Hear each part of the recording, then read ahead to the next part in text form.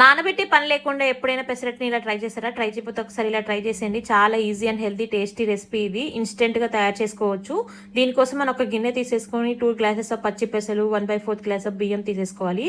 బియ్యం వేయడం వల్ల మనకి దోస క్రిస్పీనెస్ అండ్ మంచి గోల్డెన్ కలర్ కూడా వస్తుంది. ఇవి 2 బాగా క్లీన్ చేసుకున్న తర్వాత ఒక మిక్సీ జార్ తీసేసుకొని దాంట్లో అల్లం ముక్కలు, పచ్చిమిర్చి, కొంచెం సాల్ట్ దీంట్లో క్లీన్ చేసుకొని పక్కన పెట్టుకున్న పెసలు కూడా వేసేసుకొని కొద్దిగా నీళ్ళు పోసేసుకొని మెత్తగా పిండి పట్టేసుకోవాలి. తర్వాత ఈ గిన్నెలో తీసేసుకొని దోస పిండిలా బాగా కలుపుకున్న తర్వాత ఇప్పుడు దోస ప్యాన్ తీసేసుకొని స్టవ్ మీద పెట్టేసుకొని బాగా వేడైన తర్వాత మనం పిండిని గంటతో వేసేసుకొని బాగా దోస వచ్చేలాగా మనం స్ప్రెడ్ చేసుకోవాలి. స్ప్రెడ్ చేసుకున్న తర్వాత పైనుంచి చిన్నగా కట్ చేసుకున్న ఆనియన్ ముక్కలు కూడా వేసేసుకొని కొద్దిగా ఆయిల్ వేసేసుకొని ఆనియన్ కొంచెం వేగేంత వరకు దోసని బాగా క్రిస్పీగా వేయించుకుంటే ఆనియన్ పెసరట్ అనేది చాలా ఇన్స్టెంట్గా రెడీ అయిపోతుంది. చాలా హెల్తీ అండ్ టేస్టీగా చాలా బాగుంటుంది. అంతే, crispy and healthy onion pesarattu ready. ఇన్స్టెంట్గా బ్రేక్ఫాస్ట్ లేదా ఈవినింగ్ స్నాక్స్ కావాలంటే చేసుకోవచ్చు. ఒకసారి ఇలా ట్రై చేయండి, తప్పకుండా మీకు నచ్చుతుంది.